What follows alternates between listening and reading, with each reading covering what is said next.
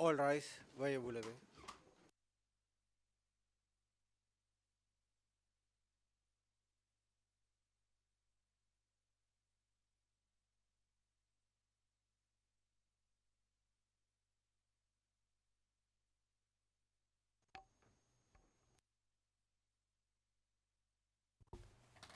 Please be seated.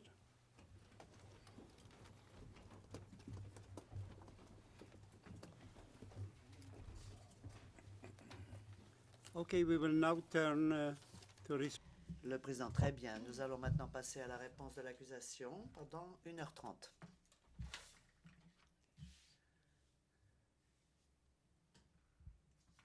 Donc, vous terminerez à 16h, n'est-ce pas? Madame Gustafsson, merci, Monsieur le Président. Monsieur le Président, Messieurs les juges, la Chambre de première instance a analysé un corpus très vaste d'éléments de preuve et a rendu un jugement soigneusement et profondément défini. Au cours des 5 années qu'a duré le procès, la Chambre a reçu des éléments de preuve provenant d'environ 600 témoins et de plus de 11 000 pièces. La Chambre a réfléchi avec attention au sujet de ces éléments de preuve et ceci se constate à travers l'intégralité du jugement. La Chambre a soigneusement évalué la crédibilité des témoins à de très nombreuses reprises. Elle a sous-peser les éléments de pièces concurrents en les comparant les uns aux autres et à l'ensemble du dossier pour aboutir à des conclusions très réfléchies. Elle a prononcé des milliers de conclusions exactes au sujet des éléments de preuve. Et lorsque vous aurez évalué avec soin et sous-pesé avec soin l'ensemble des éléments de preuve,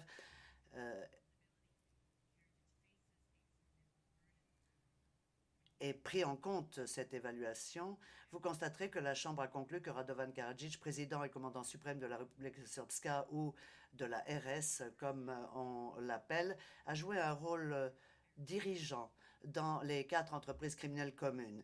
Des entreprises qui recouvraient toute une série d'éléments qui s'interpénétraient et ceci a été démontré pendant 3 ans et demi environ. Karadzic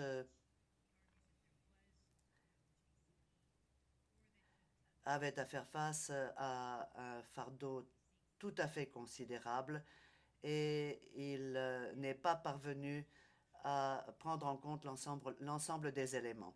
Chacun de ces moyens d'appel souffre d'erreurs fondamentales.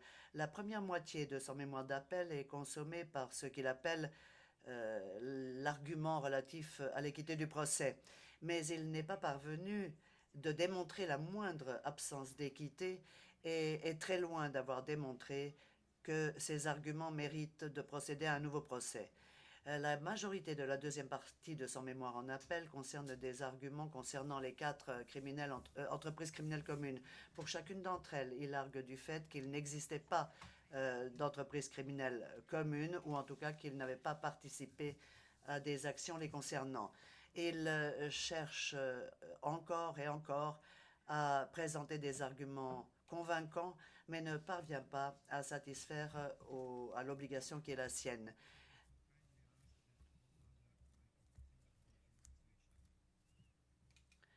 Il évoque souvent des éléments de preuve ou des conclusions qui n'ont pas une importance majeure. À d'autres moments, il cherche à réinterpréter les éléments de preuve tout en laissant de côté les conclusions de la Chambre sur ce sujet. Cette méthodologie erronée ne parvient pas à démontrer l'existence d'une quelconque erreur. Je commencerai mes arguments aujourd'hui en traitant des arguments de procédure évoqués dans les moyens 1 à 27, en ne revenant pas sur ce qui a été dit ce matin. Ensuite, je passerai à l'élément municipalité du dossier et je présenterai des arguments relatifs aux moyens 28 et 29, ainsi qu'aux moyens 40. Et ensuite, Madame Goy prendra la parole pour traiter des moyens 34 et 37 concernant Sarajevo. Passons aux moyens relatifs à la procédure. Radovan Karadzic a bénéficié d'un procès équitable. Cette équité est démontrée dans les défauts fondamentaux qui nuisent à ses moyens en appel, à 26 de ces moyens en appel présentés dans le cadre de la procédure. Et je commencerai donc par examiner 4 de ces défauts fondamentaux, puis répondrai aux arguments présentés aujourd'hui sur des moyens bien précis. Le premier défaut, c'est que Karadzic se plaint de façon répétitive du fait que certaines questions concernant la Bosnie n'ont pas été évoquées au procès, alors que ce sont des situations qui ont été provoquées par lui.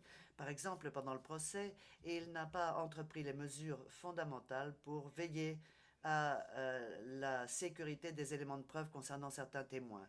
Aujourd'hui, en appel, il cherche à faire porter la responsabilité de cela sur la décision qui l'a empêché, qui a rejeté des mesures de protection pour ses témoins. Ceci figure au moyen en appel numéro 18. Mais c'est seulement au stade de l'appel aujourd'hui que Karadzic fait valoir que la décision de la Chambre refusant d'affecter un conseil au témoin Banovic l'a privé de l'élément de preuve que Banovic pouvait présenter. Au procès, il n'a pris aucune position sur cette question, il n'a pas contesté la décision, il n'a pas cherché à obtenir une injonction à comparaître pour Banovic. Ça, c'est le moyen 21. Et il n'a jamais évoqué la question qui fait l'objet de ces protestations aujourd'hui, s'agissant du moyen 27. Karadzic s'est appuyé sur des dossiers de l'Assemblée de la Republika Srpska pendant le procès. C'est seulement aujourd'hui qu'il prétend que ces moyens n'auraient pas dû être utilisés en tant qu'élément de preuve. Moyen 24. Et je reviendrai sur ce point un peu plus tard. Dans sa réponse, Karadzic prétend que la Chambre d'appel doit être encouragée à évoquer des questions qui n'ont pas été évoquées pendant le procès parce qu'il se représentait lui-même. Or, cet argument mène à une interprétation erronée. L'autoreprésentation, c'est vrai, peut être la base pour une conclusion de la Chambre d'appel quant à l'existence ou non de circonstances spécifiques. Mais l'application de cette exception n'est pas obligatoire. On le voit au paragraphe 183 et 184, parce que pendant tout le procès, il a bénéficié de conseils juridiques provenant d'experts. Le conseil juridique de Karadzic pendant le procès mène aujourd'hui sa défense et est intervenu souvent en son nom pendant le procès. Il s'exprimait au nom de la défense après avoir consulté M. Karadzic. Je vous renvoie aux pages du compte-rendu d'audience 31858, 35566, 35567, 400-075 et 45-188. En 2010, au début du procès, il a rempli, je cite, les fonctions et les missions dont est responsable normalement un co-conseil. Fin de citation. Passons à la journée du 14 janvier 2010. Le président du TPY a conclu que le rôle du conseil juridique de Karadzic, je cite, devait se rapprocher le plus possible du travail normalement entrepris par un co-conseil. Fin de citation. Donc c'est seulement très tardivement que la question du conseil est évoquée. C'est ce qu'on voit au paragraphe 51 à 53 des moyens en appel. Autrement dit, lorsque Karadzic a décidé de ne pas évoquer telle ou telle question pendant le procès, il n'aurait pas pu le faire en déclarant que c'était faute d'avoir bénéficié de conseils juridiques, étant donné l'inexistence de circonstances exceptionnelles. Ceci m'amène à parler du défaut numéro 2 qui entache le mémoire en appel de Karadzic. Celui-ci, en effet, adopte à de nombreuses reprises une position contredite par la jurisprudence de la Chambre d'appel, qui fait autorité. Je vous renvoie aux moyens 8, 9, 11, 12, 6, 7 et 23. À aucun moment, il ne démontre que la pratique de la Chambre s'est écartée de l'application régulière et de longue date du droit et de la pratique dans cette institution. et il n'a jamais évoqué les raisons qui justifient la présentation des moyens qu'il présente.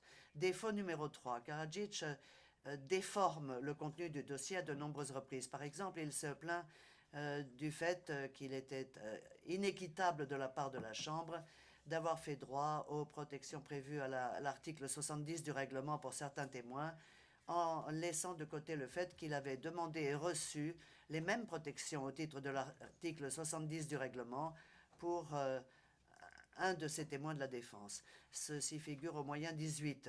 Donc la mauvaise interprétation d'une décision de la Chambre concernant le privilège parlementaire doit également être évoquée, car il a permis de penser à tort que à certains moments, l'Assemblée lui appartenait. Moyen numéro 24, je reviendrai sur ce point plus tard. Sans même mentionner les 9 reprises où la Chambre de première instance a rejeté le même argument.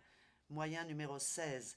Et le quatrième défaut des moyens de M. Karadzic, c'est le fait qu'il n'est pas parvenu à montrer une incidence sur la procédure ou à proposer un recours proportionné.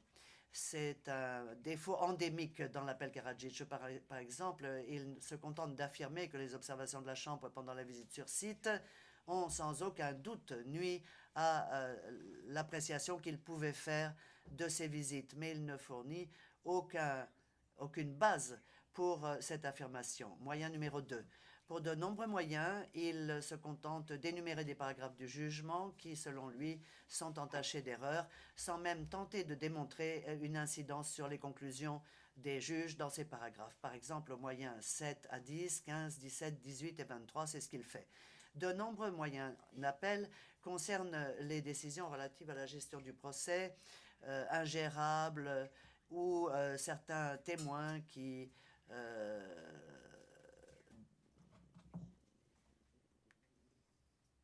pouvaient avoir une incidence particulière sur le dossier. Par exemple, au moyen 13, Karadzic prétend que la conclusion de la Chambre l'a privé d'éléments de preuve concernant la distribution de nourriture à Omarska, en dépit du fait que Rendic a nié avoir la moindre connaissance à ce sujet. Or, c'est le témoin dont il parle.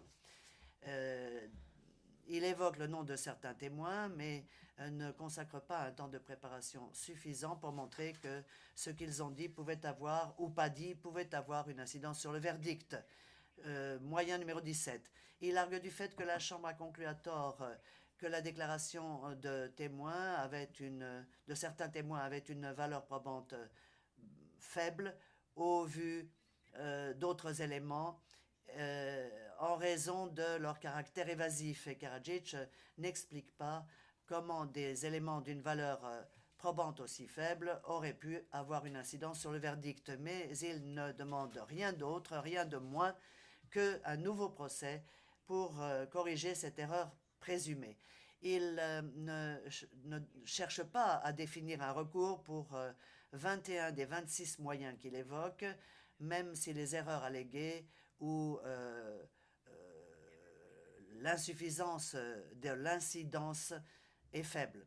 Je vais maintenant passer au moyen numéro 1, mais avant cela, j'aimerais répondre à ce qui a été dit ce matin, à savoir que l'accusation avait de toute façon cherché un procès inéquitable en l'espèce. Nous rejetons cette allégation. L'accusation prend très au sérieux ses obligations qui consistent à sauvegarder les droits de l'accusé, et c'est ce qu'elle a fait en l'espèce. Passons maintenant au moyen numéro 1, qui concerne la décision de Karadzic de ne pas témoigner. C'est un exemple d'école des défauts dont je viens de parler, les défauts 1 et 4. Karadzic a présenté des arguments en appel qu'il aurait dû soumettre à la Chambre de première instance sans en démontrer la possible incidence. La défense aujourd'hui, elle l'a fait ce matin, affirme que l'accusation a conduit la Chambre sur la voie de la violation des droits de Karadzic. L'accusation n'a rien fait de tel, il n'y a pas eu de violation. Pendant le procès, c'est Karadzic qui a déterminé le format de procès. Et près d'un mois après la décision en question, Karadzic a déclaré sans aucune explication qu'il avait décidé de ne pas témoigner. Il n'a jamais affirmé au procès que cette décision avait un quelconque rapport avec la décision de la Chambre. Je vous renvoie au mémoire en réponse de l'accusation, paragraphe 11 à 13. Dans le mémoire en réponse de la défense, Elle dit avoir été invitée à informer la Chambre des raisons pour lesquelles il avait décidé de ne pas témoigner. Ceci est évoqué à plusieurs reprises et avec un lien entre cet argument et la charge d'établir que Karadzic lui-même avait choisi de ne pas témoigner pour d'autres raisons. Nous appuyons pour notre part sur l'autorité que constitue l'article 23 du statut qui limite les moyens d'appel concernant des erreurs alléguées invalidant le jugement ou provoquant une erreur judiciaire. Et au titre de cette autorité, il appartient à Karadzic d'établir que la décision de la Chambre sur le format de son témoignage aurait pu avoir une incidence sur le contenu du jugement. Agir de cette façon implique d'établir un lien entre la décision de la Chambre et la décision de l'accusé de ne pas témoigner au procès. Pendant le procès, il n'a certifié aucun lien de cette nature. Il n'a pris aucune mesure pour contester la décision de la Chambre. Il n'a même pas répondu aux arguments écrits de l'accusation demandant à la Chambre de le prier de témoigner, de déterminer le format de ce témoignage, mais en tout cas d'adopter le mode question-réponse. Donc, il n'a pas satisfait à son obligation vis-à-vis de la Chambre quant à la forme de sa déposition et à l'incidence éventuelle d'une décision de ne pas témoigner. Par conséquent, l'incidence éventuelle que cette décision pourrait avoir sur le jugement. J'ajouterai que la défense n'a fait aucune référence au fait que les droits de représentation de Karadzic pendant le procès auraient été présentés dans des arguments. Au paragraphe 5, le 8 janvier 2013, nous avons dit très clairement qu'un accusé qui se défend lui-même avait le droit de témoigner sous le format question-réponse. Nous reconnaissons l'application des droits de l'autoreprésentation et nous avons affirmé que ces droits ne pouvaient pas surpasser le pouvoir discrétionnaire de la Chambre relatif à la gestion du procès. C'est la seule base utilisée par Karadzic pour demander à témoigner de forme narrative. Et cette base, c'était de gagner du temps. Page 45-188 du compte-rendu d'audience, son conseiller juridique déclare, je cite, « Au départ, nous avions prévu 32 heures d'interrogatoire pour le docteur Karadzic, auquel nous voulions demander son autorisation de lui poser des questions, mais au fil du procès, nous avons constaté que le nombre d'heures dont nous disposions ne semblait pas suffisant. Nous avons donc cherché des moyens pour réduire cette durée. Nous avons décidé que nous pouvions réduire le temps dont nous avions besoin de moitié en lui demandant de témoigner sous forme narrative. » Fin de citation.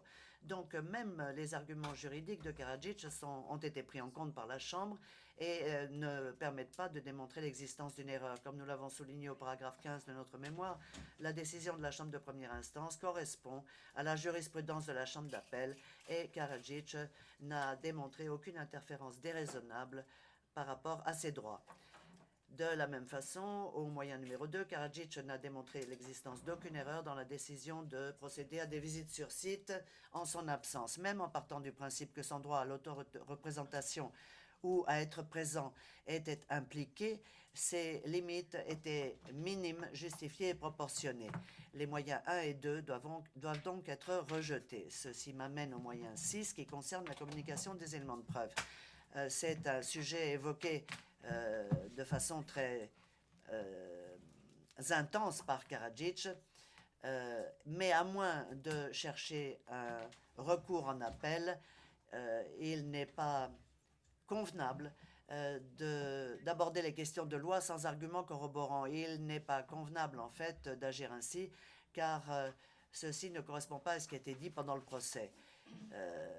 Les obligations de communication doivent être prises très sérieusement et ont été à la base d'efforts très nombreux de notre part pour y satisfaire.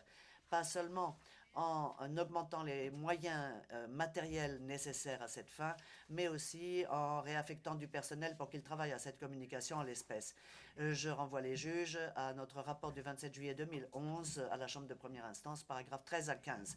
La Chambre a conclu de façon répétée que l'accusation avait agi en toute bonne foi. Par exemple, dans ses décisions du 16 décembre 2010, paragraphe 25, du 6 novembre 2012, paragraphe 12, et du 13 juillet 2015, paragraphe 18.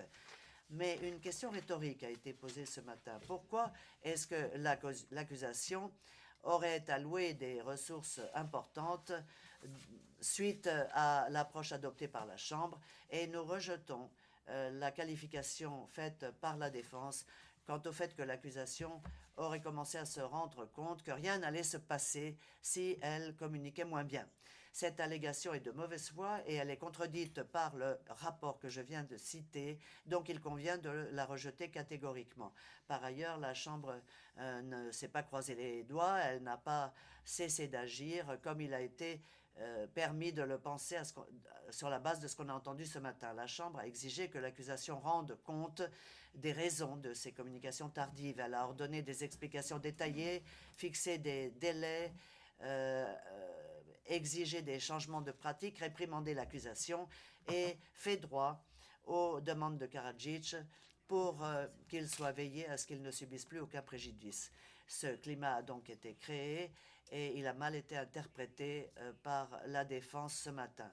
La Chambre d'appel a établi qu'un recours ne pouvait être accordé que s'il y avait démonstration de l'existence d'un préjudice. Karadzic a cité toute une série de violations des obligations de communication pendant le procès, mais n'a pas prouvé l'existence du moindre préjudice vis-à-vis de la Chambre de première instance parce que les documents en question étaient des duplicats de valeur marginale en tout état de cause. Karadzic aurait néanmoins pu obtenir un recours si un défaut avait été prouvé, mais ou s'il y avait eu éloignement de la pratique judiciaire appliquée par la Chambre d'appel.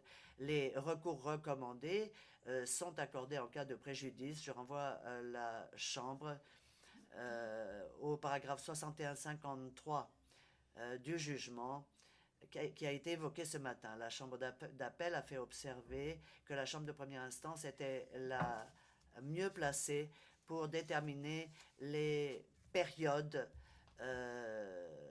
à respecter, les délais à respecter dans de telles circonstances. Je renvoie chacun à la décision en appel du 28 avril, paragraphe 7, et à l'arrêt, paragraphe 22.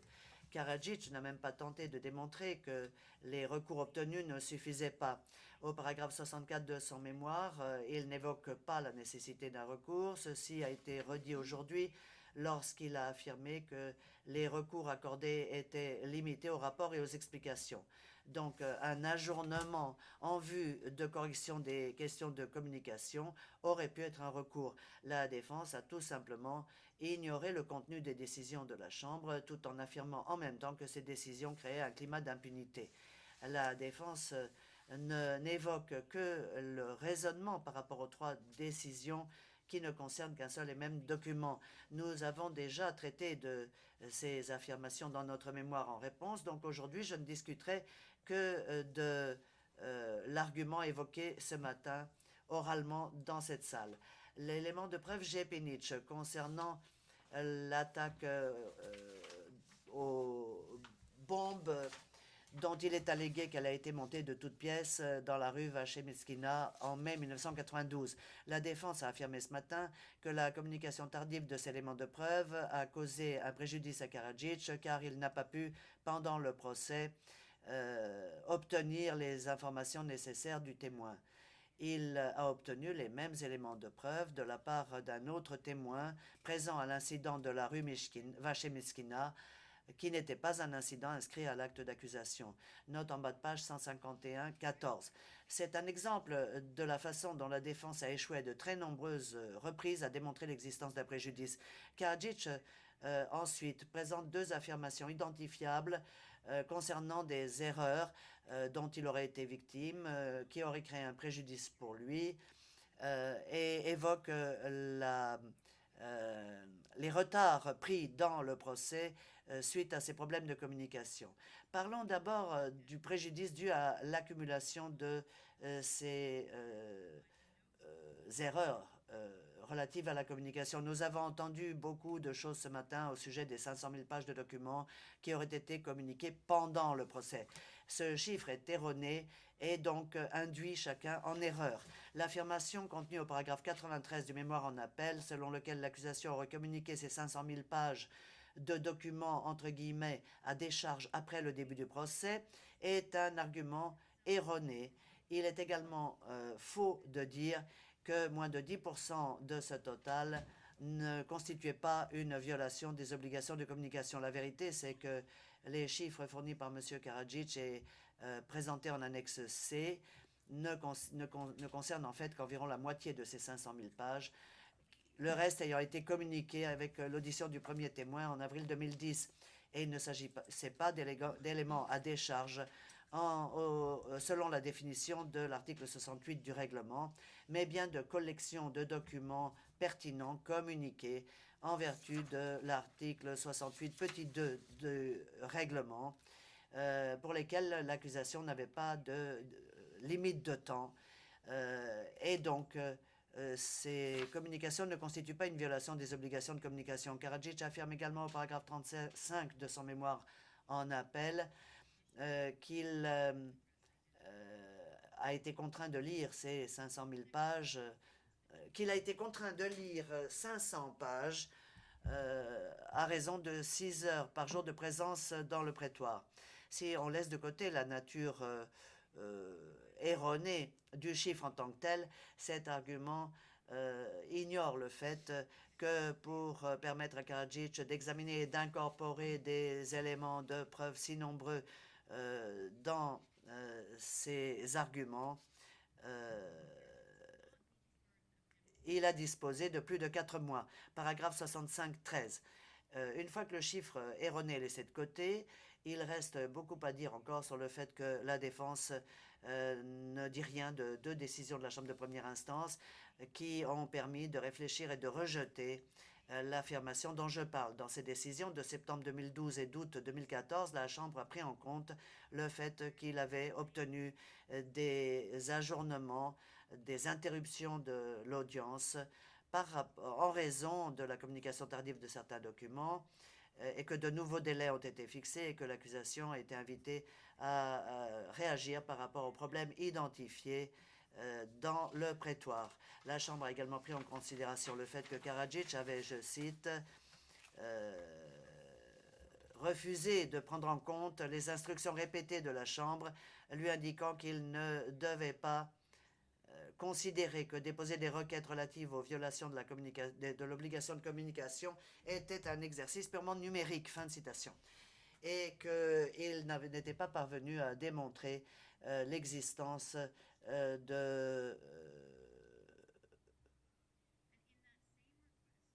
d'erreurs par rapport à l'obligation de communication pour de nouveaux documents qui auraient permis de le faire avancer dans la défense de sa thèse, fin de citation. Karadzic n'a pas satisfait à son obligation de démontrer qu'il y avait abus du pouvoir discrétionnaire de la Chambre pour des raisons correspondant aux arguments présentés pendant le procès. Son affirmation selon laquelle il aurait souffert d'un préjudice cumulatif doit donc être rejetée. Ceci m'amène à la question des retards.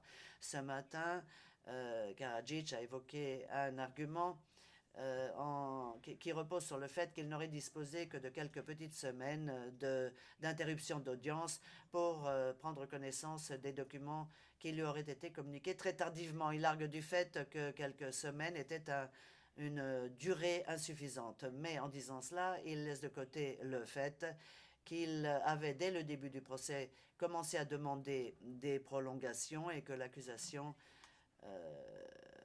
alors que l'accusation n'avait pas encore été mise face à ces problèmes de communication de pièces. Par exemple, le 3 septembre 2009, Karadzic a demandé un délai pour le début du procès sur la base du fait que l'accusation n'aurait pas communiqué les éléments à temps. Il a également souligné des raisons qui n'avaient aucun rapport, comme le fait que des auditions de témoins se seraient menées sans que la défense ait les financements nécessaires. Le 3 septembre 2009, argument présenté au paragraphe 22-28. Dans cette même requête, Karadzic a souligné que son droit à être jugé sans délai excessif était un problème et qu'il ne souhaitait pas un procès trop rapide, car cela lui aurait donné un temps trop court pour se préparer. Il ne voulait pas que les autorités responsables n'aient qu'un objectif, que la procédure avance le plus rapidement possible. Paragraphe 12. Un an plus tard, il demande encore une prolongation du procès, encore une fois pour toutes sortes de raisons, y compris les problèmes de communication, ainsi que le volume des documents présentés en l'espèce et les problèmes de financement de la part de la défense. Je vous renvoie à l'ordonnance portant calendrier du 26 avril 2012, paragraphe 2. En d'autres termes, le dossier démontre que, indépendamment du fait que la communication ait été tardive ou dans les délais, Karadzic a à de nombreuses reprises cherché à retarder la procédure pour absorber ces documents sans citer de raison valable. Ce n'est pas une surprise qu'il se soit concentré davantage sur le ralentissement du procès que sur son accélération, car son procès a eu lieu rapidement. La durée totale depuis la mise en détention initiale jusqu'au prononcé du jugement de première instance a été d'environ 7 ans et demi. Ceci correspond tout à fait au délai habituel dans cette institution. En réponse aux arguments de la défense de ce matin, il est permis de dire que le périmètre de l'espèce n'a pas rendu le procès inéquitable. Il n'y a rien de mal à ce que, compte tenu d'un tel volume de documents, pour démontrer la responsabilité pénale de Karadzic, la durée ait été ce qu'elle a été. Donc conclure sur le moyen numéro 6, que les obligations de communication de l'accusation en l'espèce ont été moins que parfaites serait une erreur. Nous avons déjà évoqué ce point à de nombreuses reprises. Mais violation des obligations de communication n'est pas synonyme de manque d'équité. C'est un test relatif au préjudice qui permet de déterminer si le processus de communication a provoqué une absence d'équité. Karadzic n'a pas démontré qu'il y ait eu un préjudice lié à un défaut de communication. Le moyen 6 doit donc être rejeté. Ceci m'amène au moyen 7. Concernant l'utilisation de faits déjà jugés en l'espèce, dans son mémoire en réponse, il affirme que la Chambre d'appel n'a jamais évoqué ce défi constitutionnel lié aux faits déjà jugés. À l'appui de ces dires, il cite l'opinion partiellement dissidente du juge Robinson, que l'on trouve au paragraphe 101, selon lequel, je cite, la jurisprudence du tribunal a confirmé le respect de la Constitution et de l'article 84b du règlement, fin de citation. Le régime des faits déjà jugés correspond au droit de l'accusé. Je vous renvoie à l'arrêt du 16 juin 2006, paragraphe 39, qui a été évoqué ce matin, décision relative à l'économie judiciaire. Mais ce qu'a dit la Chambre d'appel dans cette décision, c'est que dresser le constat judiciaire de faits déjà jugés en application du règlement est une méthode de réaliser des économies judiciaires et d'harmoniser les décisions du tribunal, tout en permettant un procès équitable et rapide pour l'accusé, fin de citation. Le moyen 7 est un nouvel exemple du défaut numéro 2. Karadzic cherche à placer la Chambre d'appel devant la loi applicable. Ce moyen doit être rejeté. Je parle maintenant du moyen numéro 20. Mladic a pris la parole dans la présentation des moyens de la défense, mais refusé de témoigner dès lors que son témoignage risquait de l'incriminer. Refuser d'obliger Mladic à répondre aux questions, compte tenu de son droit à se protéger contre l'auto-incrimination, comme c'est le droit de tout accusé, n'est pas une erreur, fin de citation. Page 46-052 du compte-rendu d'audience. Je vais traiter d'abord de l'affirmation contenue au paragraphe 96 de la réponse, selon laquelle nous aurions exagéré un certain nombre de nos arguments. C'est un argument qui a été présenté à de nombreuses reprises ce matin pour dresser un mur de Chine entre Stanisic entre le procès, ce procès et le procès Stanisic-Simatovic par rapport au témoin Milovanovic. Il n'y a pas de comparaison possible entre ces deux scénarios. Dans la situation Milovanovic, l'équipe de l'accusation a autorisé l'audition d'un témoin une fois pendant une interruption de sa déposition dans un autre cas également. et les deux équipes n'ont pas discuté du contenu de ces auditions jusqu'à la fin des témoignages. Cette situation a duré à peine 5 jours. 3 facteurs permettent de distinguer cette situation de celle devant laquelle nous sommes ici. D'abord, le mur d'information n'était nécessaire que pendant 5 jours. Ensuite, l'information consistait en une audition privée sur laquelle l'accusation pouvait continuer à exercer son contrôle pendant cette brève période de temps. Et troisièmement, Milovanovic n'était pas un accusé et il existait un risque identifiable de violation de son droit fondamental. Contrairement à ce qui a été dit concernant la situation dans laquelle nous sommes. Le témoignage dans notre situation était en possession des deux parties et toutes sortes d'acteurs ont été discutés en audience publique et exposés dans des dossiers du tribunal, y compris dans le jugement public. Il y avait un risque limité. Je vous renvoie à notre mémoire en réponse. La situation de Tolimir qui a été évoquée ce matin, la décision de la Chambre d'appel concernant l'injonction adressée à Tolimir est différente encore car la procédure contre Tolimir était terminée. Donc son risque d'être contraint à témoigner était significativement réduit car aucun élément de preuve ne devait être versé dans ce cas. Le seul élément de preuve dont il était possible qu'il soit versé aurait été une nouvelle requête demandant de nouveaux éléments de preuve. J'aimerais répondre également à l'affirmation selon laquelle l'accusation a pris des positions contradictoires qui auraient pu nuire au procès Mladic et selon lequel le témoignage de Mladic était tellement insignifiant qu'il n'aurait pas fait de différence au procès Karadzic. Karadzic affirme qu'il était important et pas important en même temps de pouvoir discuter du témoignage de Mladic. Il n'y a aucune contradiction ici, même si les deux questions ne sont pas identiques par rapport au procès Mladic. Il était important que son droit fondamental de ne pas s'incriminer lui-même soit respecté et ceci avait un lien avec sa déposition. Selon le droit appliqué par la Chambre d'appel, Mladic avait un droit fondamental de se protéger contre toute utilisation directe ou indirecte de son témoignage contraint et de sauvegarder ce droit en évitant de s'exposer à un témoignage, quel que soit le contenu de celui-ci.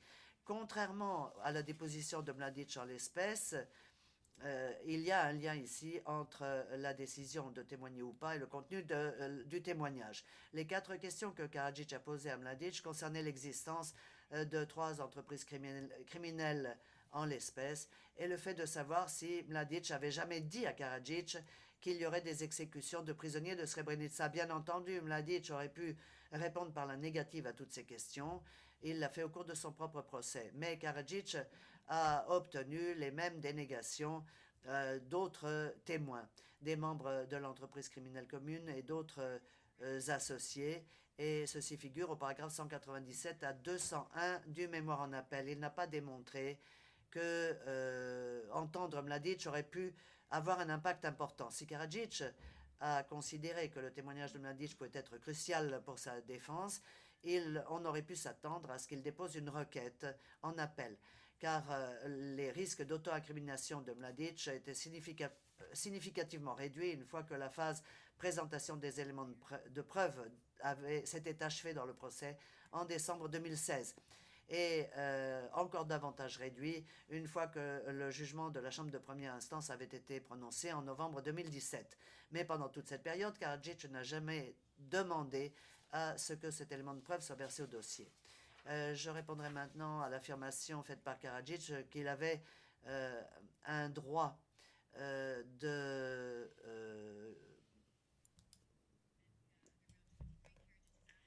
modification, un droit général à se voir présenter les éléments de preuve.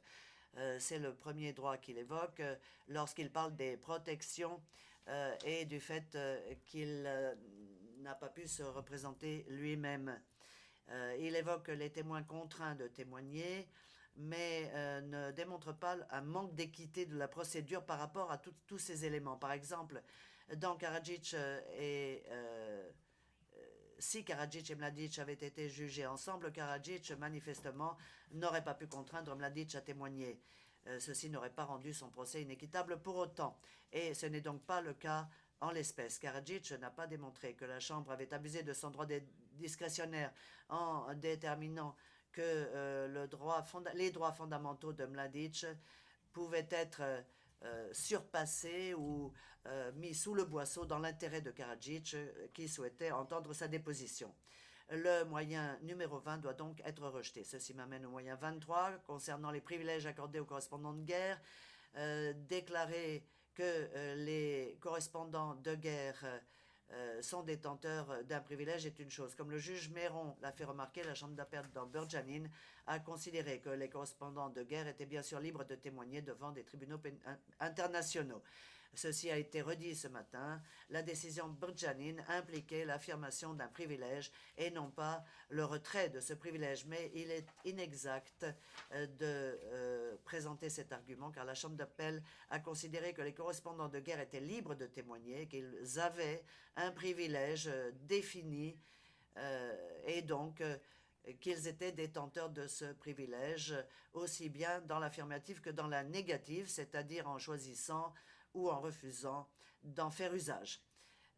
Et que c'était le correspondant de guerre en personne qui était détenteur de ce droit.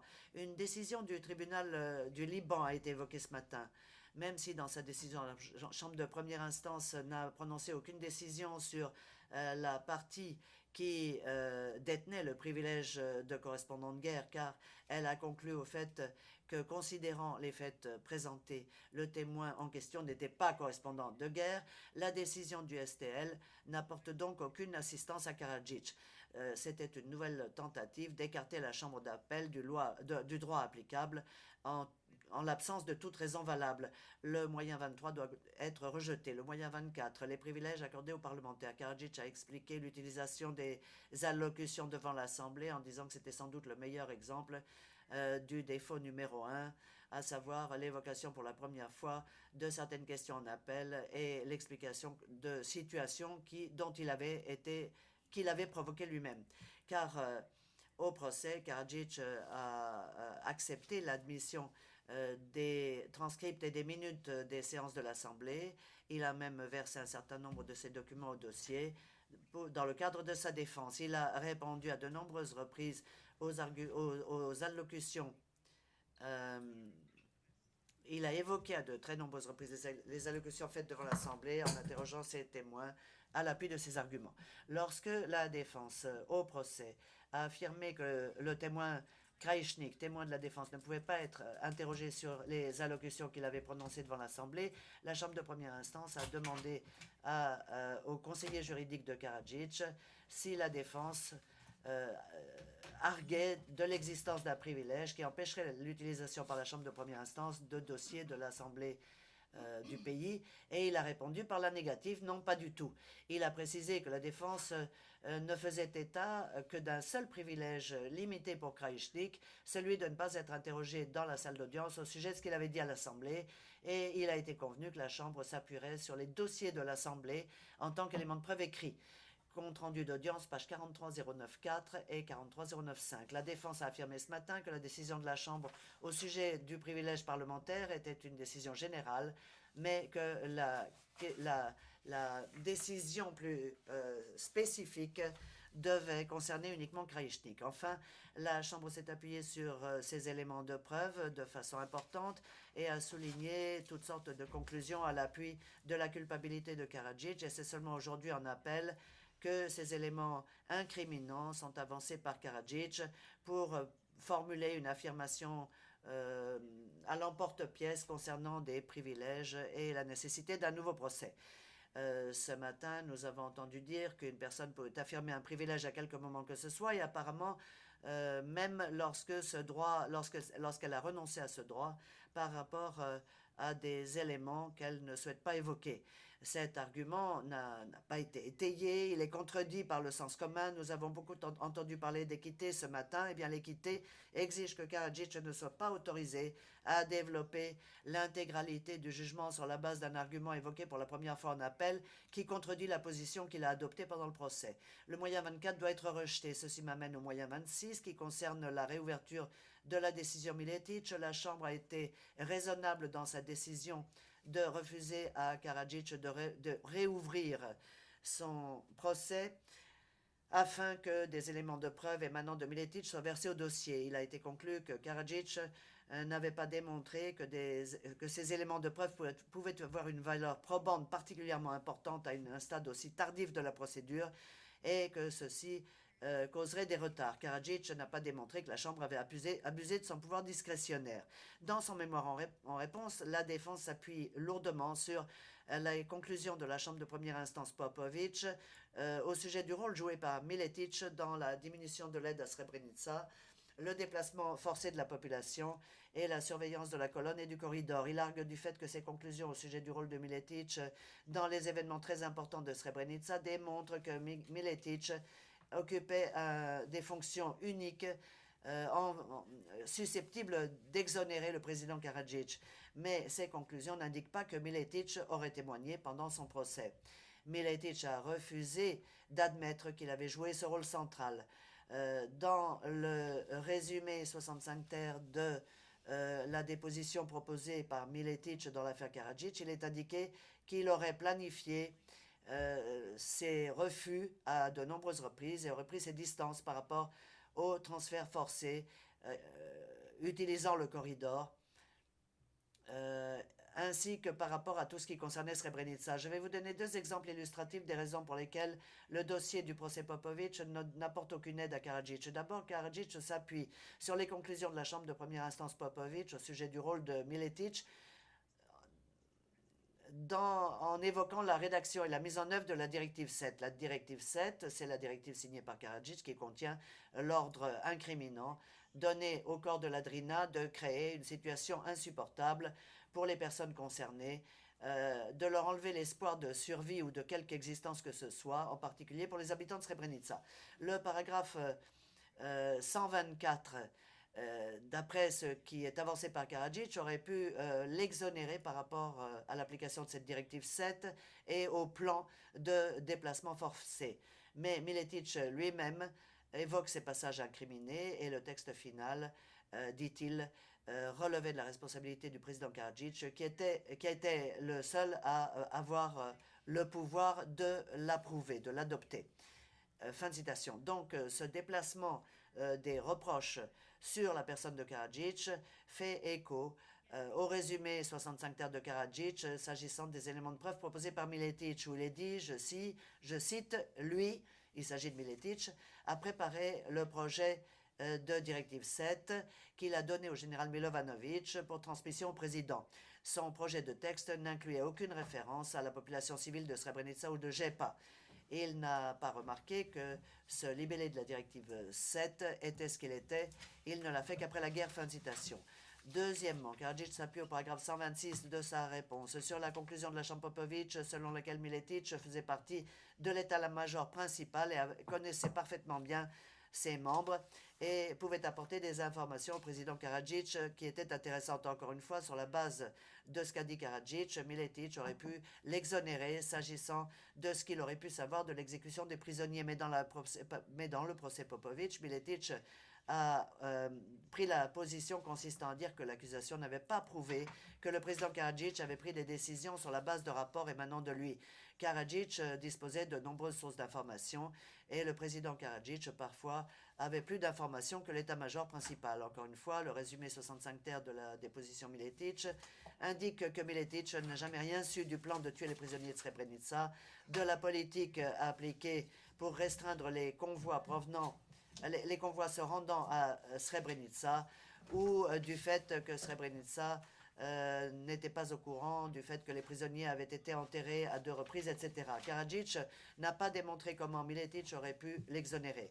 La décision Popovic va plutôt dans la direction inverse, à savoir que le résumé 65 terres de Karadzic le fait aussi. Le moyen 26 doit donc être rejeté. Ceci m'amène au moyen 31. C'est là que nous avons toutes les déclarations à la porte-pièce au sujet des faits déjà jugés, des déclarations qui sont mal interprétées, ainsi que de l'argument selon lequel la charge de la preuve aurait changé de support. Mais c'est ce moyen 31 dans lequel la défense énumère les incidents considérant les faits déjà jugés ou les éléments de preuve non contestés émanant d'un certain nombre de témoins. Ceci a été répété ce matin. Combien d'incidents est-ce que la défense évoque dans le cadre de cet argument? 6. Paragraphe 555 du mémoire en appel. Donc, ceci prouve bien ce que nous disons dans notre mémoire au paragraphe 73, par exemple, à savoir que les faits déjà jugés, cette question, l'accusation l'a couverte dans le cadre du versement de ces éléments de preuve.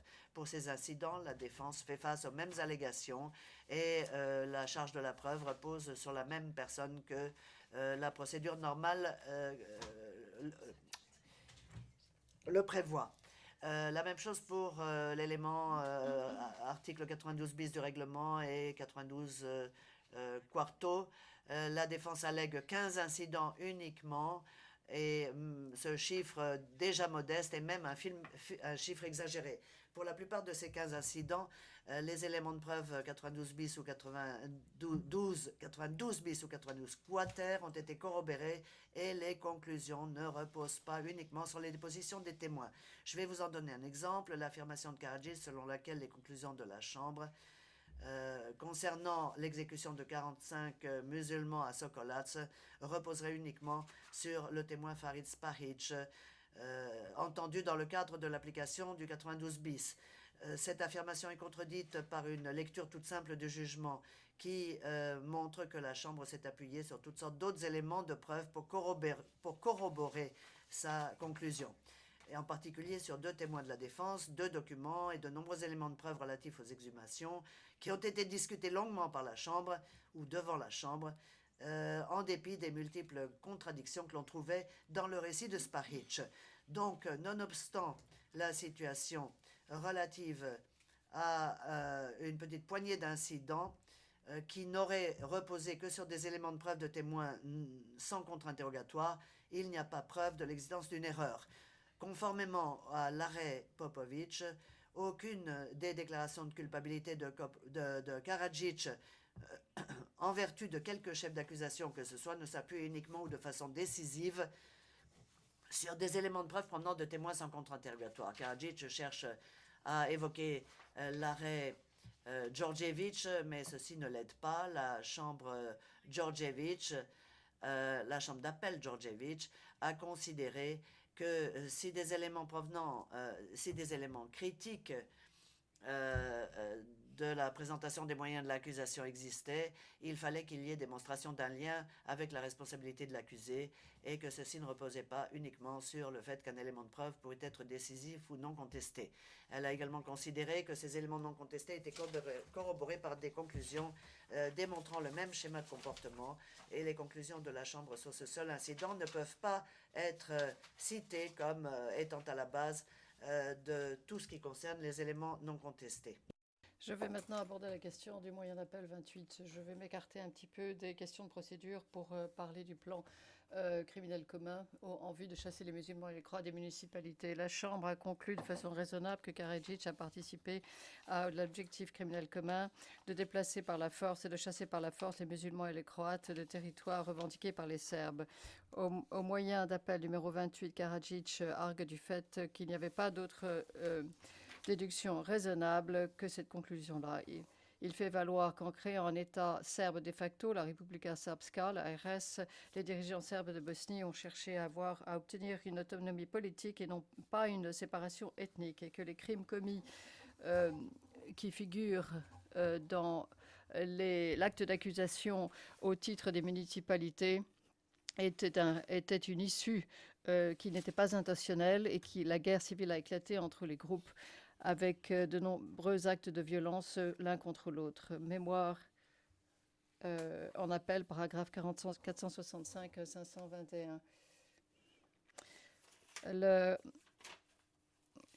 Ce que Karadzic propose écarte un nombre important d'éléments de preuve et de conclusions qui étayent les conclusions de la Chambre de première instance. Par conséquent, il ne répond pas à la charge de la preuve en appel. Il montre qu'au niveau de la totalité des dossiers, ce qu'il propose n'est pas raisonnable. Que ce qui a été proposé sous forme d'alternative est raisonnable. Il explique pourquoi ce que présente Karadzic n'est pas raisonnable. Il commence par présenter un aperçu de la totalité des conclusions, de la nature et de l'objectif qui consistait à chasser de façon permanente la population et la manière dont ceci devait être mis en œuvre. Il s'agit du contexte ici qui permet d'évaluer les arguments de la défense. Ensuite, je parlerai plus en détail des arguments de la défense au moyen numéro 28. À la fin de l'année 1991, la Bosnie-Herzégovine, la BiH, se dirigeait vers l'indépendance. Comme il a été constaté par la Chambre de première instance, Karadzic, le dirigeant incontesté des Serbes de Bosnie, était farouchement opposé à l'indépendance de la BiH, paragraphe 2711. Cette opposition est illustrée au mois d'octobre 1991 par son entretien télévisé au cours duquel Karadzic a menacé les musulmans de Bosnie s'ils ne revendiquaient pas leur indépendance. S'ils revendiquaient leur indépendance, ils se dirigeaient vers une autoroute de l'enfer et de souffrance qui pourrait éventuellement résulter en une extinction du peuple musulman. Paragraphe 2665-2707. Karadzic et les dirigeants serbes de Bosnie ont insisté pour dire que les Serbes de Bosnie ne seraient pas piégés dans un État indépendant dominé par les musulmans. Donc, ils ont mis en place un plan criminel. Ce plan consistait à déplacer par la force, de reprendre par la force des territoires au sein de la BiH qu'ils revendiquaient pour les Serbes, et donc de chasser de façon permanente les non-serbes de ces territoires au moyen de commissions de crimes. Paragraphe 3447. Ils ont commencé la mise en place de ce plan à l'aide d'une campagne de crimes qui a débuté au mois d'avril 1992. Les forces serbes ont attaqué et ont pris pour cible des municipalités et ont mis en œuvre une série de crimes systématiques et coordonnés qui visaient à chasser les non-serbes de la Republika Srpska. Pendant ce temps, la Chambre a conclu que Karadzic a nié certains faits et a donné des assurances qui étaient fausses à la communauté internationale au sujet des crimes et a facilité leur perpétration au motif qu'il avait adopté une politique qui ne cherchait pas à punir, mais qu'il avait pris des mesures véritables pour empêcher et prévenir ces crimes. Paragraphes 3380, 3410, 3425, 3501, 3504. À la fin de l'année 1992, la plupart du territoire revendiqué par Karadzic et les dirigeants serbes de Bosnie avait été devenu ethniquement serbe et était devenu un territoire serbe. Cependant, la campagne s'est poursuivie pendant 3 ans encore. L'essentiel de cette campagne pendant 3 ans a consisté à nettoyer une poignée d'enclaves musulmanes restantes qui restaient encore en Bosnie orientale, notamment Srebrenica. Vous allez entendre Madame Beg parler des événements de Srebrenica en 1995. Vous avez sous les yeux la carte de la Bosnie-Herzégovine qui montre en couleur l'endroit où se trouvaient les 20 municipalités reflétées dans l'acte d'accusation. Ces couleurs reprennent les appartenances, les groupes ethniques de ces municipalités en 1991, pièce P783. Je vais expliquer maintenant pourquoi certaines couleurs ici sont assurées. Ces 20 municipalités étaient sur un plan stratégique important pour les Serbes de Bosnie, paragraphe 3446. En particulier, elles englobaient les 6 objectifs stratégiques des Bosno-Serbes. Karadzic a annoncé ces objectifs à l'Assemblée de la Republika Srpska le 12 mai 1992. Les objectifs stratégiques qui formalisaient la politique de séparation ethnique qui était déjà en place et qui avait été mise en œuvre. Ils sont à l'origine de cette mise en œuvre et de cette campagne de déplacement de la population pour le reste du conflit. Paragraphe 2857, 2895, 2903. Géographiquement parlant, ces municipalités relèvent de 3 de ces objectifs. Deuxième objectif, créer un corridor qui traverserait la Bosnie du Nord. Objectif numéro 3, limiter la Drina en tant que frontière entre la Republika Srpska et la Serbie à l'est de la Bosnie. Et objectif numéro 5, diviser Sarajevo en 2 parties, une serbe et une musulmane. Toutes les municipalités étaient liées à la première, la plus importante, l'objectif stratégique qui consistait à séparer les Serbes des autres communautés ethniques, des 2 autres communautés ethniques, paragraphe 2857, 2896, 2898. La séparation ethnique constituait l'essentiel des objectifs stratégiques, paragraphe 3439. Ces 20 municipalités étaient composées de populations non serbes importantes et un nombre d'entre elles étaient majoritairement musulmanes. Des centaines de milliers de non-serbes vivaient dans ces 20 municipalités et malgré cela, Karadzic et les membres de l'entreprise criminelle commune ont cherché avec lui à transformer ces régions en territoires ethniquement purs pour les Serbes par le biais d'une campagne de crimes. Paragraphe 3447 à 3463. Le professeur Karadzic a dit ce matin que l'homogénéisation en Bosnie-Herzégovine avait trait à quelque chose qui ressemblait à un regroupement administratif et que les musulmans qui n'étaient pas des combattants n'avaient pas de problème. Les faits ne permettent pas d'étayer ces affirmations. La campagne criminelle menée par les forces serbes était importante, elle était organisée et elle était efficace. Je vais illustrer ceci en vous expliquant comment ceci a été mis en œuvre dans 2 municipalités majoritairement musulmanes, Foča et Zvornik. Avant le conflit, il y avait une population de 52% d'habitants musulmans, paragraphe 839. 4 mois après le début du conflit, à la mi-1992, il n'y avait quasiment plus de musulmans bosniens à Foča, paragraphe 933.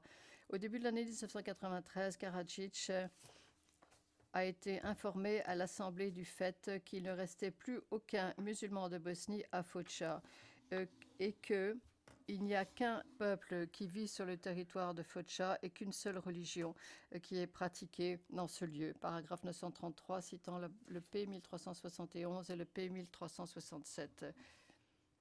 Je vais vous expliquer comment les forces serbes ont déplacé par la force 20 000 musulmans de Foča en 4 mois seulement. Ceci se fonde sur les conclusions factuelles de la Chambre au tome 1. Les forces serbes ont commencé à attaquer Foča dans la matinée du 8 avril 1992. Ils ont pilonné la ville de Foča, essentiellement un quartier musulman, en blessant de nombreux civils musulmans, 855. Ensuite, ils ont pris le contrôle de la ville, quartier par quartier, en pillant systématiquement, en incendiant et en détruisant les maisons musulmanes. Ils ont attaqué et détruit les villages musulmans voisins. Ils ont passé à tabac, tué et rassemblé les villageois. 859-874. La police serbe de Bosnie, les militaires, les représentants officiels des civils ont mis en place un réseau de détention, de centres de détention où ils ont pu emprisonner les musulmans dans des conditions dans de très mauvaises conditions. Le plus important capedum à Foča a été établi sur décision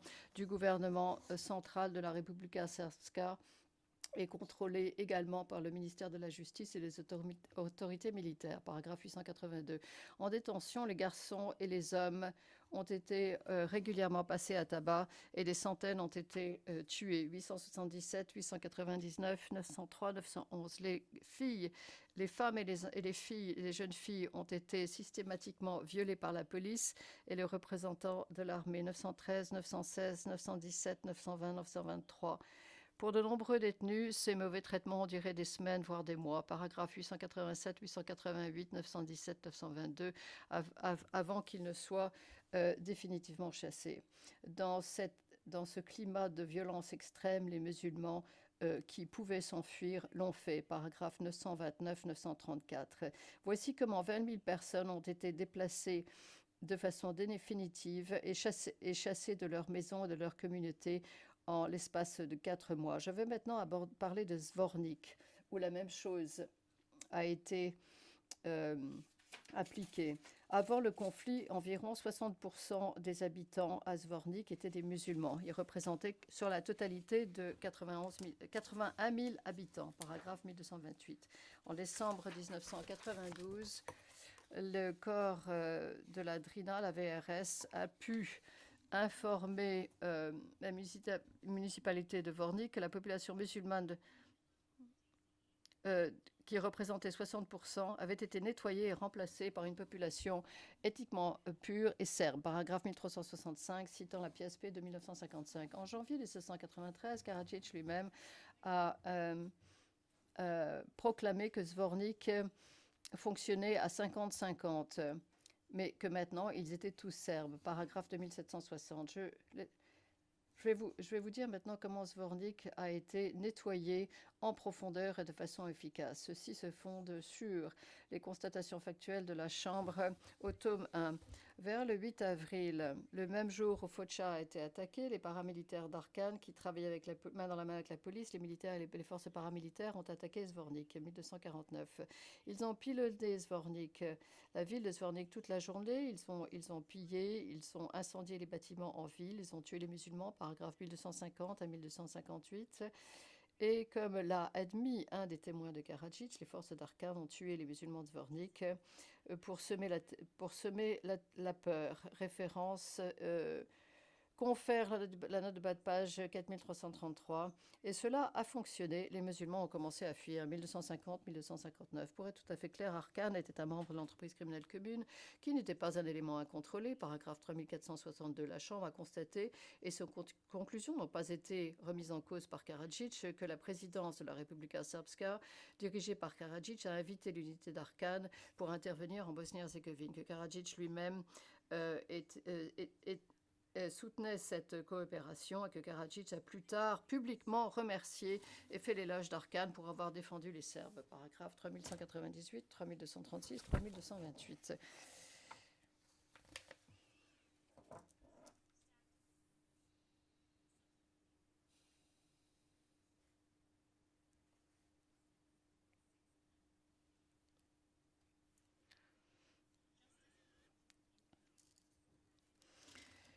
Le professeur Karadzic, ce matin-là, a avancé qu'il avait persécuté et poursuivi et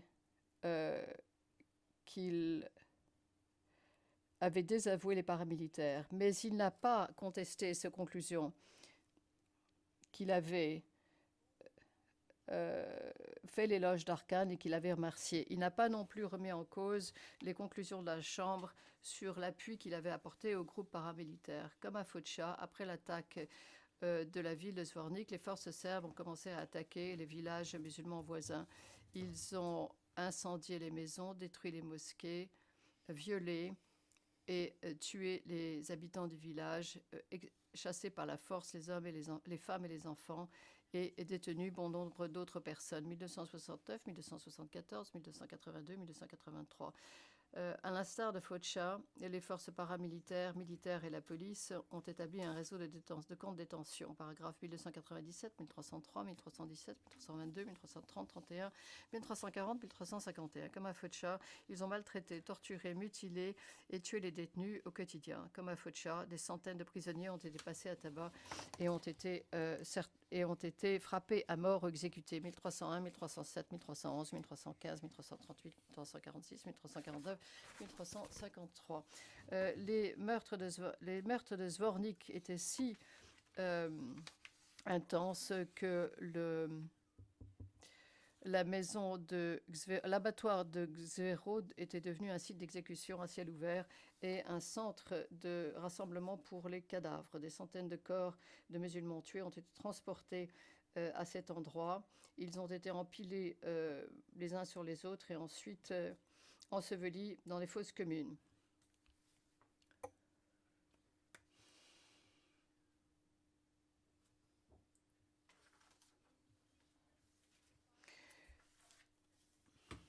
Au vu de ce carnage, comme à Foča, ceux qui n'ont pas été détenus ont été tués, ont fui,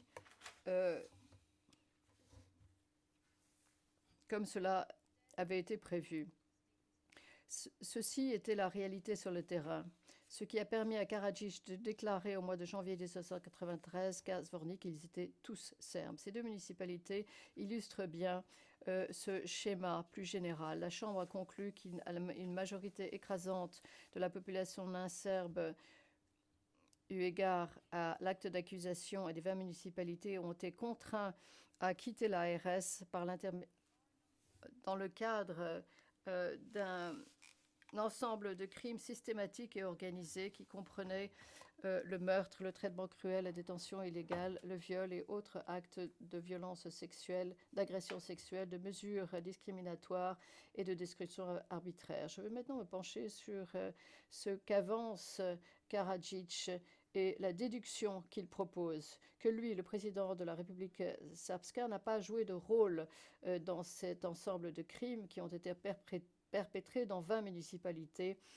pour l'essentiel par ses subordonnés, que lui ne recherchait qu'une autonomie politique. Je vais maintenant aborder deux arguments essentiels. Premièrement, je vais expliquer comment ce qu'il avance maintenant se fonde sur deux éléments individuels, sur deux éléments de preuve individuels, car il cherche à interpréter séparément ces éléments qui figurent au dossier sans tenir compte des conclusions contradictoires. Ensuite, je vais parler de son argument qui se fonde sur des événements qui se sont déroulés dans des municipalités qui ne sont pas contenus dans l'acte d'accusation. Je vais maintenant aborder le premier point, l'élément de preuve présenté sur lequel se repose Karadzic pour étayer ce qu'il avance maintenant. La méthode de Karadzic consiste à réinterpréter certains éléments de preuve en les prenant isolément.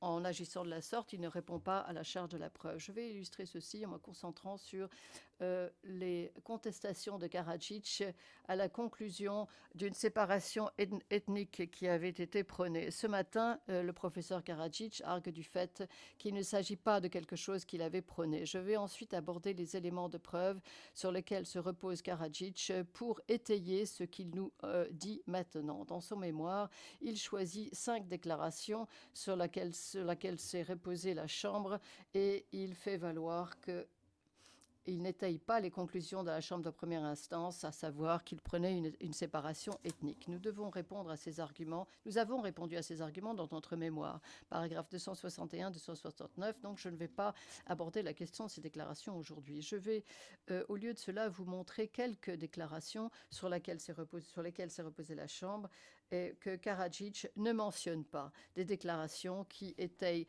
très manifestement la conclusion indiquant que Karadzic prônait une séparation ethnique. Le 14 février 1992, 6 semaines avant cette campagne criminelle, Karadzic a dit aux représentants officiels du SDS « Il n'est pas possible d'avoir une coexistence solide sans friction et conflit. » Nous ne sommes pas des frères. Cela, nous devons le savoir. Le monde comprend cela très bien. Lorsqu'il pose la question suivante, pourquoi ne pouvez-vous pas vivre ensemble? Et je réponds, parce que nous avons 3 cultures, 3 peuples, 3 religions. P12. Paragraphe 2732. 2 semaines plus tard, le 28 février 1992, Karadzic a dit aux députés du SDS, lors d'une séance de l'Assemblée, les musulmans ne peuvent pas vivre les uns avec les autres. Nous devons être clairs sur ce point. Ils ne pouvaient pas vivre avec les hindous. Oui, nous sommes aussi pacifiques que des moutons. Ils ne pouvaient pas vivre avec les Grecs à Chypre. Ils ne peuvent pas vivre au Liban avec les Arabes, même s'ils ont le même sang, parlent la même langue, mais ont une religion différente. Il ne peut y avoir aucune discussion là-dessus. Paragraphe pièce P938. Cité au paragraphe 2756. En juillet 1992, lorsque la campagne criminelle visant à déplacer par la force les musulmans et les croates était en force, Karadzic a dit devant l'Assemblée de la République Srpska que l'Europe souhaite nous conserver, nous ainsi que les Croates, dans un État unitaire, de façon à ce que nous contrôlions les musulmans, et nous ne pouvons pas contrôler les musulmans dans un tel État unitaire. Nous savons fort bien ce qu'est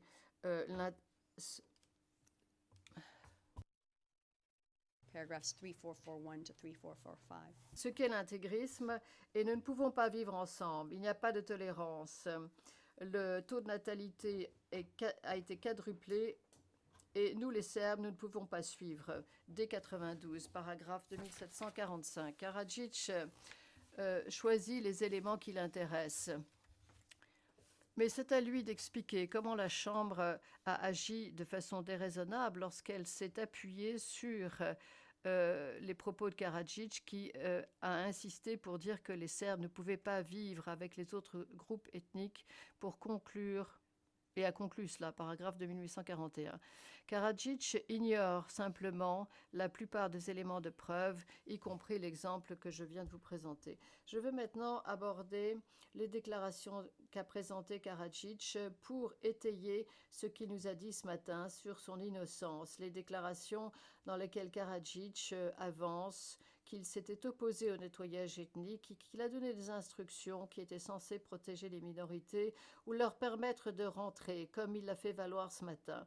Il y a deux éléments biaisés dans ce qu'avance Karadzic dans ses déclarations. Premièrement, comme nous l'avons indiqué dans notre mémoire en réponse, il, à maintes reprises, ignore les considérations expresses de la Chambre à leur sujet. Paragraphes 266, 270, 71, 73, 78, 79, 282. Deuxièmement, Karadzic, dans ses déclarations, présente ses déclarations isolément. D'abord, la Chambre a considéré ces déclarations comme il se doit à la lumière de l'ensemble des éléments de preuve. L'ensemble des éléments de preuve montre que Karadzic menaçait ou a lancé des menaces et a dit qu'il y aurait un bain de sang en insistant sur une séparation ethnique, qu'il contrôlait une campagne criminelle très importante visant à déplacer la population non serbe des territoires revendiqués par les Serbes en faisant des déclarations fausses et induisant en erreur les personnes autour de lui sur la campagne plutôt que de prendre des mesures véritables pour empêcher et prévenir ces crimes, qu'il faisait l'éloge d'une transformation démographique réalisée par ses forces. 2816, 3091, 3410, 3425, 3475, 3480, 3504. En se fondant sur l'ensemble des éléments de preuve à charge, la Chambre a conclu de façon raisonnable que les déclarations de Karadzic, qui prétendaient protéger les minorités et une opposition au nettoyage ethnique, n'était qu'un simulacre conçu pour induire en erreur la communauté internationale et perpétuer ce récit faux que l'État serbe de Bosnie avait été créé de façon légitime de 1847, 1850, 1854, 3085, 3094, 3095. Ce qui m'amène au troisième et dernier point du moyen 28. La Chambre a conclu concernant les 20 municipalités que les forces serbes avaient perpétré ce même ensemble de crimes de façon coordonnée au cours d'une campagne très bien coordonnée. Karadzic conteste cette conclusion et se plaint du fait que cet ensemble de crimes n'aurait pu être systématique car la Chambre de première instance n'a pas conclu des choses analogues sur les municipalités en dehors de l'acte d'accusation. Where we are. Madame Beg, bonjour, mesdames et messieurs les juges. Je vais parler de Srebrenica et vous donner dans les grandes lignes la situation. Je vais répondre donc aux moyens présentés par la défense. En juillet 1995, les forces serbes de Bosnie ont pris le contrôle de la zone protégée par les Nations Unies de Srebrenica. Et comme pour les municipalités, eh bien, l'objectif était de chasser à tout jamais la population musulmane qui vivait dans les municipalités. Donc le matin du 12 juillet, plus de 25 000 personnes ont été rassemblées sur le lieu où se trouvaient les Nations Unies. Et là, la population déplacée a d'abord passé une ou deux nuits dans des conditions catastrophiques où elle a subi des sévices de la part des forces des Serbes de Bosnie. Puis les familles ont été systématiquement séparées. Les femmes, les enfants et les personnes âgées ont dû monter dans des bus. Et de leur côté, les hommes et le 13 juillet, et les hommes, certains des hommes âgés ont été transférés vers le territoire des musulmans de Bosnie le 13 juillet. Des massacres organisés ont commencé. Plus de 5000 hommes musulmans de Bosnie ont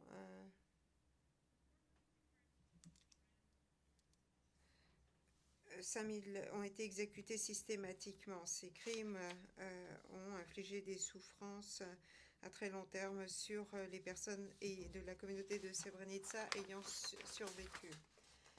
Et donc, depuis le sommet du pouvoir, c'était Karadzic qui a scellé le destin des victimes de Srebrenica.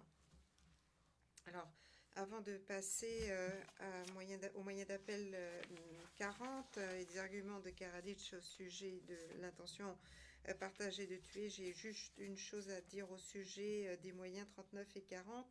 Au paragraphe 197 de sa réponse, Karadzic prétend que l'accusation a fait une concession. Ce n'est pas le cas. La position de l'accusation est définie dans la note de bas de page 1560 de notre mémoire en réponse.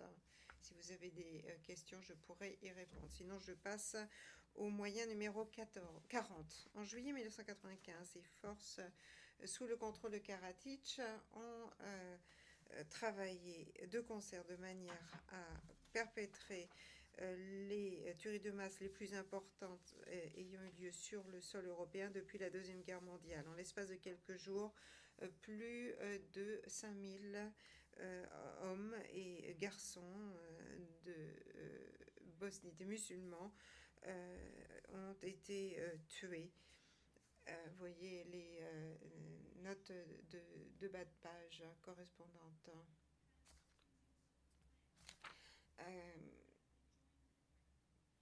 Karadzic parle de l'interprétation du fait qu'il a été jugé coupable uniquement sur le fondement de l'interprétation d'une seule interception d'un appel du 13 juillet entre lui-même et son subordonné de confiance Zerondic. Ce n'est pas le cas et je vais démontrer quelle a été la participation de Karadzic pour ces crimes. Je voudrais parler donc de l'interception également et je vais aussi reprendre le fait qu'il conteste les éléments de preuve présentés par Nikolic. Commençons par le faux prémisse. Donc la Chambre a conclu que Karadzic avait supervisé et participé activement au plan des massacres, voir les paragraphes 5811 et 5820. En tant que président et commandant suprême, Karadzic était la seule personne responsable des trois organes chargés de l'opération de ces massacres, la police, l'arsenal militaire et les autorités civiles. Et l'opération menée par ces trois groupes ont été placés sous son autorité et ont été décrits par la Chambre de première instance comme étant délibérés, extrêmement bien organisés, systématiques et absolument épouvantables. Le 13 juillet, des milliers d'hommes musulmans de Bosnie ainsi que des garçons ont été placés sous la garde des forces de Karadzic. Un certain nombre ont été séparés de leur famille à Potokari. Et ils étaient déjà tous destinés à être tués. Les prisonniers ont été séparés de leurs biens et de leurs papiers. On leur disait qu'ils n'en auraient pas besoin. Et lorsque dans le monde entier, tout le monde a appris que ces massacres avaient eu lieu, eh bien, il a félicité ses subordonnés pour avoir fait un travail qui constitue une victoire éclatante à Srebrenica. La Chambre a jugé qu'il s'agissait ici d'un schéma répété qui était à très large échelle et qui nécessitait une énorme coordination parmi de multiples couches et structure des forces serbes de Bosnie, qui étad'étaient toutes placées sous la supervision de Karadzic et avec sa participation active. Et je voudrais vous parler diviser les choses en trois grandes catégories pour dire ce qu'a fait Karadzic dans le cadre des opérations de supervision, de manière à assurer le succès de l'opération. D'abord, en tant que président et commandant suprême, Karadzic a utilisé des canaux multiples pour obtenir des informations sur le terrain qui lui ont permis de pouvoir surveiller les activités de ses forces au moment où le plan se réalisait. Il a reçu un certain nombre de rapports écrits quotidiens de la part de l'état-major, de l'organe de sécurité et du ministère de l'Intérieur. Karadzic rejette ces rapports dans son mémoire parce qu'il dit qu'il n'était pas question de massacre, mais la Chambre a estimé que ces rapports lui ont donné des informations critiques pour l'aider à capturer les hommes musulmans qui fuyaient dans la colonne et lui ont permis de prendre un grand nombre de prisonniers. Les rapports après le 14 juillet ne font plus mention de prisonniers, ce qui est parlant.